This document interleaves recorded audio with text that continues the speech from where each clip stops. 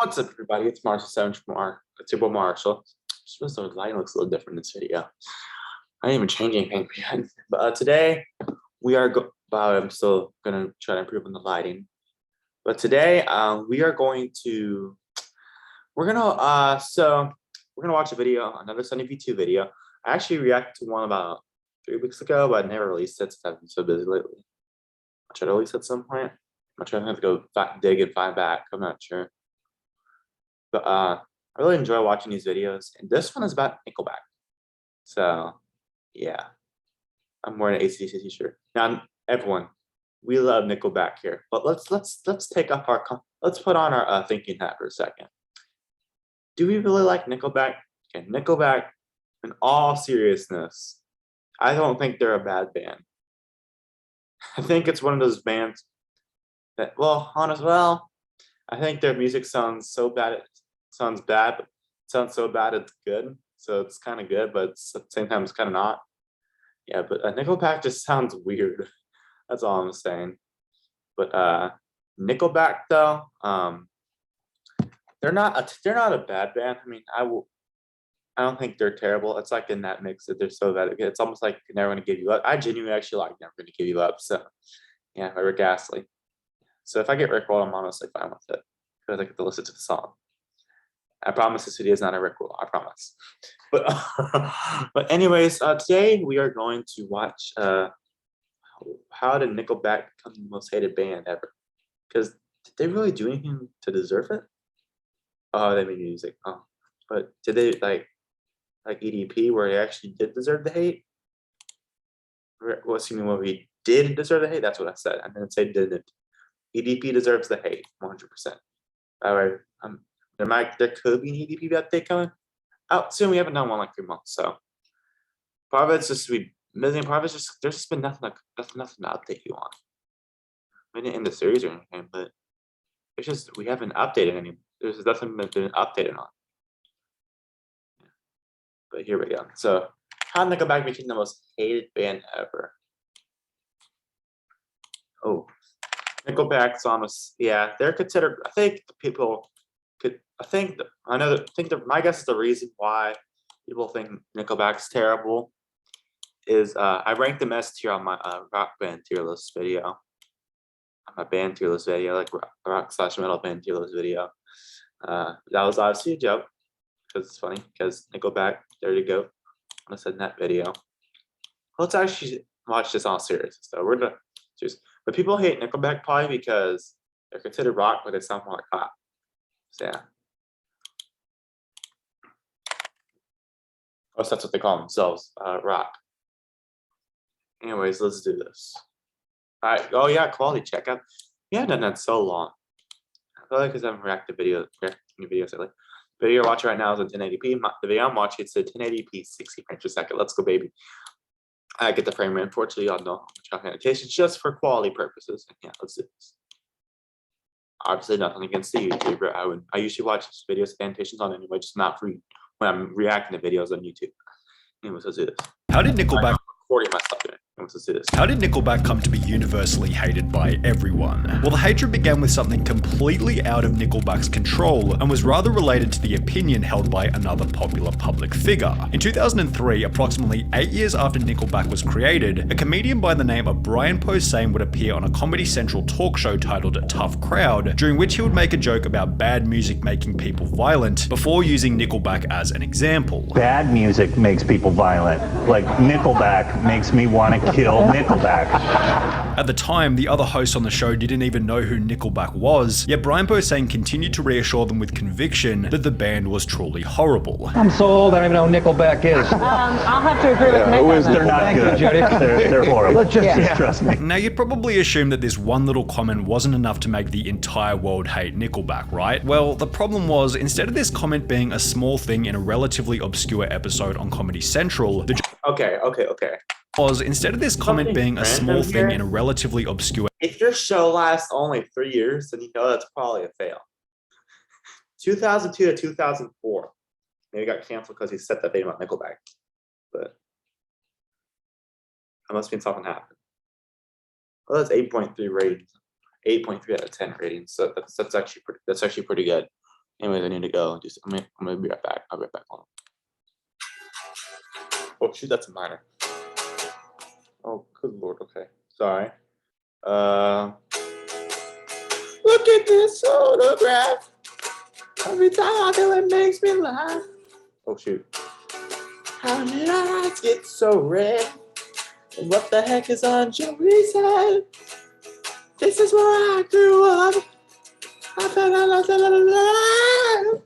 Sorry. I had to do it, guys. Anyways, but yeah.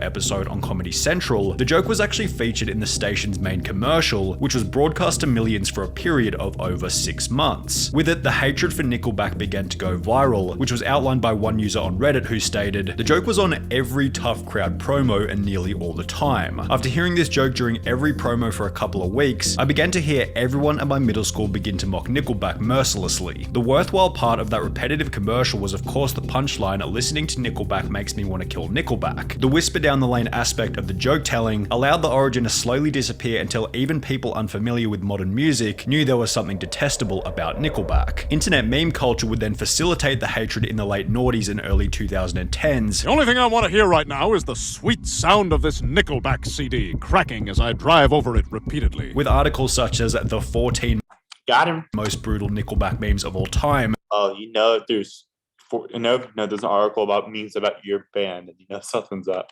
Featuring bangers such as Still a Better Band Than Nickelback, Parents Surprise Him with Concert Tickets, Nickelback, and due to a coal shortage, Santa will be giving all bad little boys and girls Nickelback CDs. In addition to this, a company by the name of Aux Labs would develop a Chrome extension by the name of Nickelblock, never see Nickelback on the internet again.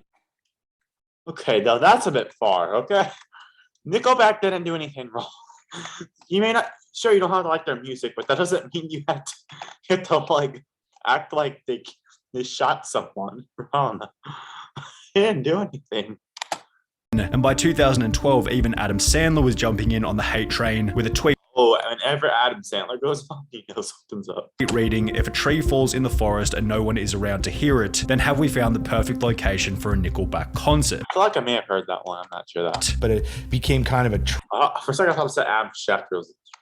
I was like, the guy who reports in the NFL players? trend and kind of, cultural phenomenon. Yeah, it started to become sort of like a almost a constant. This poor guy. Dang. And it hurt. What Mike Kroger seemed to imply Whenever his band got super hated. Oh, and Nickelback continued to perform because he used no crowd anyway. Oh, that's just at the very beginning of COVID. That was a terrible time in my life. Or the worst time in my life whenever COVID hit. At least we have to deal with it anymore. Knock on wood, though. in that clip was that much of the Nickelback hatred was spreading simply because other people hated Nickelback. And those other people who hated Nickelback hated them because someone else COVID concerts be like, yeah, hello, even COVID. Now COVID doesn't really have much positives to it, but at least I got so bored I started a YouTube channel. If that didn't happen, this wouldn't even exist. else hated Nickelback before them. This whole phenomena was outlined hilariously in a Channel 5 with Andrew Callahan episode. It's the same reason everybody hates Nickelback. Because the internet says so. Yet this still feels like too. Okay, that guy. I mean, I feel like that's your typical redneck crowd. No offense, but it's your typical redneck crowd. Redneck. Now rednecks, I mean, they're cool people, but yeah. Because the internet says my uncle's a redneck and he's a cool dude. Yeah. so. Patriotic, the lumberjack beard, all that. The hat, all that, yeah. Yet this still feels like too simple of an explanation. Why did Brian Posehn choose to rip on Nickelback in the first place? Why didn't he choose a different band? Why was his conviction so strong that he attempted to convince the other hosts on the show of how bad Nickelback was? Well, perhaps it was because he was being forced to listen to them against his will. In 2002, just a year prior to Brian Posehn making his viral comment about Nickelback being terrible, the band's most famous song, How You Remind Me, was crowned as the most played radio song of 2002. Most played, it's when it goes, I've been made it as a wise man. Okay. I haven't listened to the song. Yeah, I know it has like a bunch of beach girls with bikinis in it. That's all I know. Or the music video, it's on a thumbnail or something. And by 2009, it was crowned as the most played radio song of the decade, having been spun on air over 1 In the whole 2000s, that's the whole one. That wasn't even around the whole 2000s. 2000 started in 2000. 2000 started in 2000, not 2002. Alright. So you're telling me that a song from this year is going to be the most popular song. Oh, this was in 2001. So you're telling me the song that came out last year, let's say Industry Baby, because I guess that came out last year. Is going to be the most played song of this year, and it's going to be the most played radio song when 2029 comes. I don't freaking know. That's my broken 1.2 million times. This is my broken Fitbit right here. I said broken Fitbit right here. The most played radio song of the decade, having been spun on air over 1.2 million times. Just to give you an idea about how crazy that number is, in 2002 there was never a given second on American radio that How You Remind Me wasn't being played on any one station. In the United States, at the time that the album came out, they say that at any given second in those days, that song was in play. There was never a moment in that year when it wasn't playing. Perhaps rather than hating the band for the music itself, people were sick of Nickelback being shoved out. I can't grab any insight on the 2000s because yes, I was around in 2000. Yes, I was around in the 2000s. But I was born in 2007, November 17th specifically, at 5:37 p.m. So I don't remember anything from the 2000s. So around for like a month and a half of 2007, all 2008 and all 2009. That's all I know. I don't remember any of that though. I swear. Down their throats by radio stations throughout. So if you want an insight from me, I'm not the right person to get it. I'm not the person you can get. Like if you want an insight on the Nickelback stuff, I'm not the right person. Unfortunately, I'm not the right person to have one because I was a baby at the time. Well, for some of it, I was an infant. Some of the 2000s, like a third of 2000s. Yeah, almost a third. The 2000s. While these days we consume music by choosing what we want to listen to on YouTube or Spotify, this luxury didn't exist in 2002, unless you had a that's the days where there are CDs still.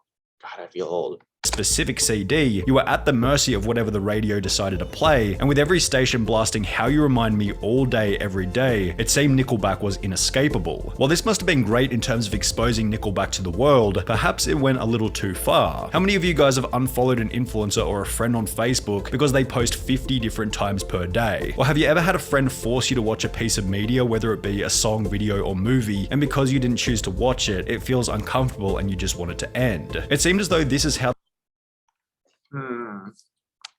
Interesting. the world felt during Nickelback's blow-up, as summarized beautifully in an article written about the band. The song became too big. It never stopped playing. It was everywhere. Its legacy... People could think, oh, that's a good problem to have, but if it's that too much, that's where people started getting annoyed at you. Is that it introduced people to Nickelback. In doing so, it became a signpost, a specific moment in time when you met the thing you hate. Now it's hated by association. Now, in order for the song to have been getting that much airtime in the first place, some people must have been enjoying it. Yet Mike Kroger would go on to state that much of the success they achieved as a result of the song would eventually turn into hatred. The time at which Nickelback began to suck started shortly after we started to sell millions and millions of albums. And everybody loves an underdog until they're no longer the underdog. And then once you're not the underdog anymore, that's when you start to suck. Mike Kroger's theory that people hated the band simply because they were successful was certainly plausible, as a Finnish academic study on the hatred of Nickelback. So if this is the case, why don't people hate on like Kim Kardashian? No offense. Kim Kardashian has some interesting things. Okay, that's not a good example. Let's say who's had a lot of success? BTS. I don't have anything against BTS necessarily, but like they do play a lot. I don't hear much over here, but people love BTS. There's BTS stands out there. Here, I got one. Lil Nas X. He plays a lot. There's like 4 different hits, like Industry Baby, Montero, Old Town Road, almost the Old Town Road, Old Town Road, and Panini. When Old Town Road came out in 2019, that song got on my nerves so much. That was a terror. I hated that song. It's growing on me, but like it's not my favorite song, but like it's not a bad song. I mean, I still don't know why people consider it country. I'll make a whole nother video on that, maybe if I haven't already.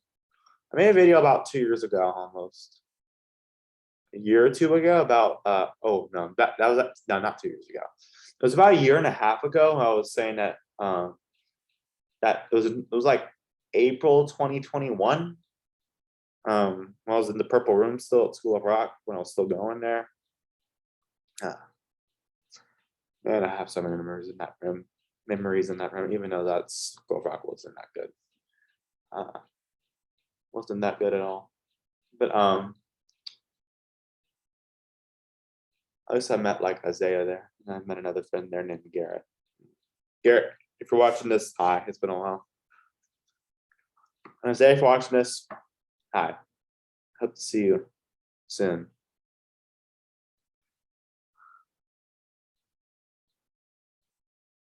I swear to God, though. I made a video. Yeah, I know I made a video, but I made a video in April 2021 about how Imagine Dragons was not rock, which I still defend my own opinion today. I still don't think Imagine Dragons rock. Now people think that Imagine Dragons is Nickelback 2.0. Now I don't have anything against. I don't really have anything against Nickelback, or I don't even have anything against Nickelback. I don't really have anything against Imagine Dragons either. Their songs aren't too bad. Over Nickelback or Imagine Dragons, I don't know. Probably Nickelback. Yeah. Call me a boomer, even though I'm not. I was born in 2007. You know, I feel old. I'm turning 15 next month, so yeah. I'll be able to drive eventually. Yeah. Back found that between 2000 and 2014, the more successful Nickelback got, the worse their reviews grew, which yeah, like how do people not hate Lil Nas X if he's making so many songs? I play over and over and over and over and over and over and over and over and over again. I don't know. I'm probably the only person who's hated Lil Nas X. Sure, there's other people out there. I mean, my parents don't like. Like when I say, like if you know 36 and Roach Radio, I suggest I'm like a song I want to suggest. One time I was like, a song I want to suggest is Old Town Road by Lil Nas X. And my mom was like, oh God, please turn this off. See, I'm not the only one. Lil Nas X is growing on me. His song Industry Baby isn't too bad. I told you a lot ago. It's catchy, yeah. I actually heard a marching band play that a couple weeks ago.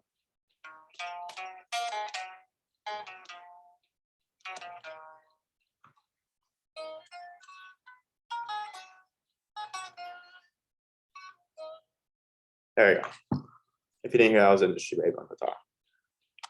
Which was supported by a user on Reddit who wrote, "The only reason that so many people seem to hate Nickelback is because of how popular they are, selling over 50 million albums worldwide. It didn't help that certain media outlets literally had a policy where they weren't allowed to write positive stories about Nickelback."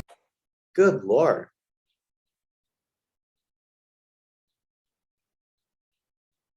Sorry.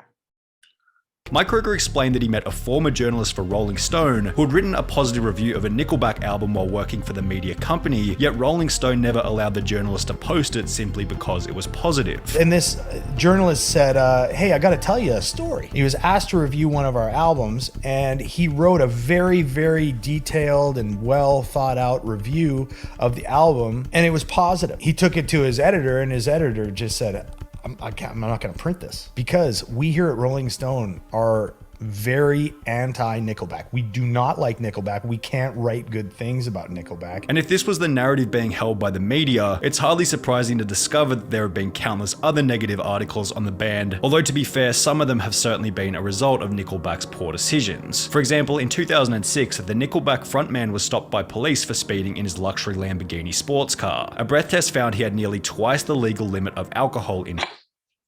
All right, so there's things that Nickelback has done wrong. There you go. Video's over. Goodbye. Okay. Just don't drink while you're driving. Now, yeah, this was in 2006, so this was like 16 years ago. Good Lord, I feel old. This is the year before I was born. Actually, that was the year I was born. I was It's 15 years ago. For me, I'm nearly 15. Yeah. In his system. Along similar lines in an interview with Playboy, Chad Kroeger bragged about once having drunk 13 Corona beers in a row. Okay, though, that's far. I'm not sure if I'm going to drink or not when I get older. Think about I'm not, doesn't seem fun to me. I drank on my 21st birthday, but that might be it. Whoa, whoa, whoa, whoa. Okay. You want to see my Richard. No offense to people named Richard. There you go. Okay, now that was getting far. Stating that he can down a Corona in 5 or 6 seconds, although while their drinking habits along with their love for car chases— Whoa, come back. I was raised to get some kid? Now, he might be saying that like a young person, like 24 or something. Well, if it's like 10, oh boy, then he got some problems. That's probably, what the heck? Why did it mute? I didn't drinking habits is in a row. I didn't even touch anything. That's the wrong button, huh? Stating that he can down a Corona in 5 or 6 seconds, although while their drinking habits along with their love for car chases, explosions, and big boobs probably just made their— So they act like teenagers. Okay. Dumb teenagers. I'm one of those smarter teenagers. I'm not gonna go car chasing. I'm not gonna do explosions. I'm not gonna look at other people's big boobs. Not in my interest. What am I pressing? car chases, explosions, and big boobs probably just made their audience love them even more. One thing that they would do in 2008 might actually qualify as the first thing done by Nickelback themselves to have a genuine impact on their reputation. In fact, this thing was so detrimental that the Finnish academic study we mentioned earlier anchored it as the main reason behind the band's poor reputation, and it began when they wrote a song by the name of Rockstar in 2005. 3 years after releasing the song, it was like— Oh shoot, that was the one that had the bikinis in it.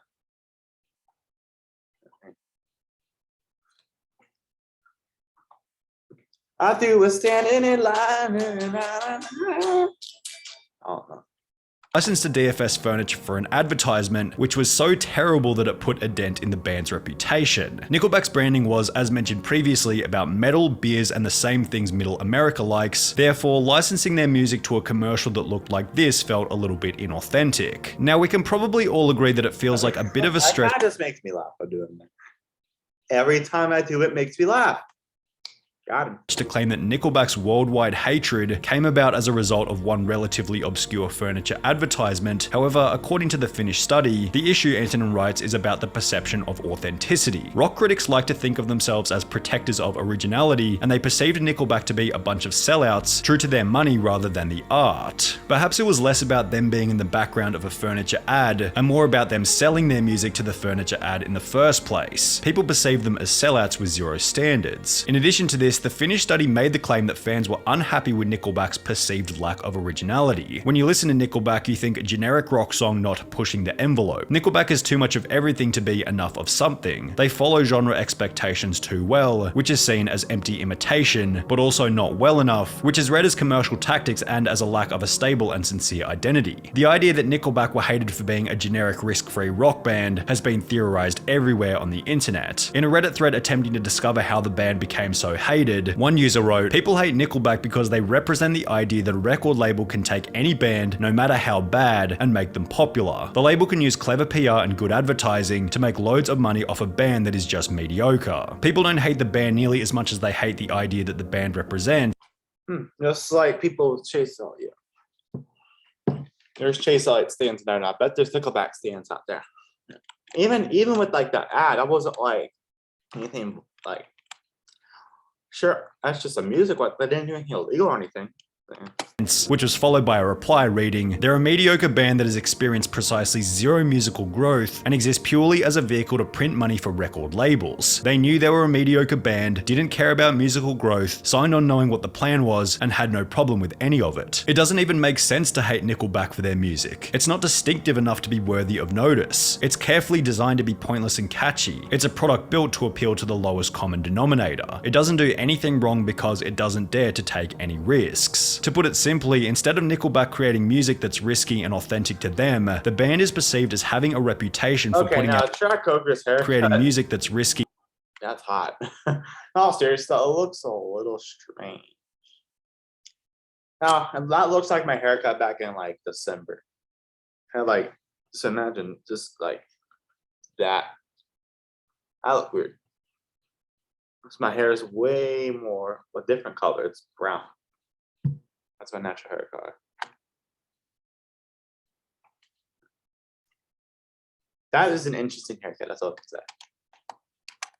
And authentic to them, the band is perceived as Well, not illegal though. having a reputation for putting out whatever music is guaranteed to appeal to the masses, yet it's hard to tell if this perception is even correct. In an interview with Face Culture, Chad Kroeger discusses how they've experimented with a bunch of different types of music. We definitely started off as a little bit of a heavier band, but we found fans in so many different places because we just wanted to write different kinds of songs. So we'd write a song that was way over here and the fans would accept it, and then sometimes we'd write something really heavy and the fans would accept that too. Before explaining that each band member perceives the music in their own unique way. Everyone had their own different interpretation of it. One was political, one was religious, one was like corporate. Which doesn't exactly sound like they were specifically trying to follow some kind of radio success formula. Maybe this point is just another reason the internet made up to justify hating them, because outside of the internet they claim that they're hated by no one. For example, a petition requesting that Nickelback not play at halftime during an NFL game racked up over 55,000 signatures, yet after arriving in the city to play the concert, the band stated that it was nothing but love from the fans. Playing the halftime, what was that like? It was Dang. Now, obviously, now a lot of these things I'm defending Nickelback on in a minute. Are they a favorite band? No. Are they a bad band? No. No, I don't think they're that bad. They could be a little hard to listen to sometimes, but I mean, they've grown on me to do it for the last couple of years. But so basically, it's cool that you want to write different kinds of songs, but if it's too much, that's a little bit much. But is it illegal? No. was very controversial filled, and far less so when we actually got there. Every single human being that we came in contact with in Detroit was like, we love you. We have no idea what this is all about. Now, there was that one time in Portugal where they walked off stage after having rocks and bottles thrown at them, yet I saw it on a CBC video one day. as an overall, That was funny. the band has been wise in framing the hatred as a long-term I was positive. CBC's video on Nickelback.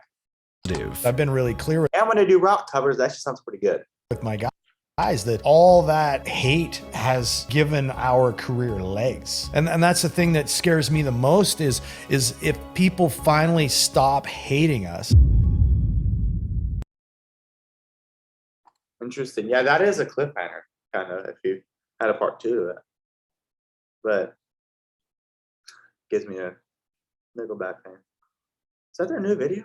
It's a new music video. Don't want to get copyrighted. That's a new music video. That's when the TBT was writing on teasers. Overall, Nickelback, the guy at the end, the very end, the bassist or whatever, the dude with the bald head guy, he makes a point, good point. The hate is what gave that career like that's how it got popular. People discovered from the hate that people that discovered from the hate might have loved them. Now, do I think Nickelback deserves all the hate? No. Have they done things that are sketchy? Yes, of course. We had that thing where he car chased and drank like 85 Coronas in a row, whatever. But that's like the only thing. It's not even like the worst you can do. Obviously, don't do that. But like, that's not like he should have hit on a 13-year-old. He's not EDP or anything. But the band none demanded that does that either. They just their number one goal is to make music and just give it to all the fans. And there's just like a cult that hates Nickelback. I used to admit, it used to be part of that cult, I guess. But am I defending Nickelback or not defending Nickelback? I am defending Nickelback. I don't think they deserve the hate.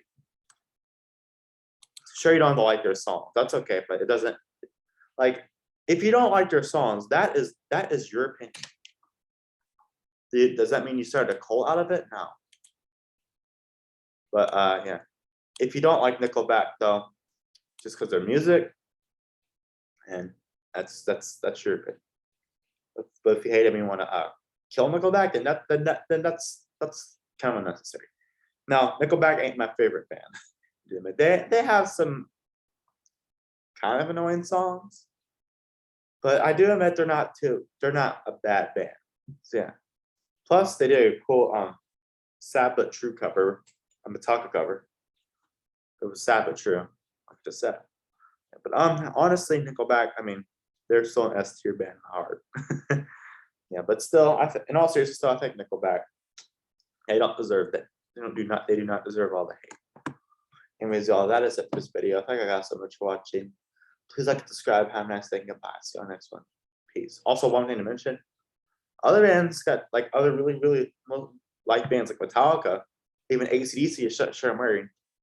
They're hated for the completely different reasons. AC/DC because they didn't change, Metallica because they did change. But most people like those bands. Nickelback just unfortunately got a bigger cult and wasn't even in there doing mostly. Anyways, that's everything. I thank you guys so much for watching. Please like, subscribe, have a nice day, goodbye. See you on the next one. Peace.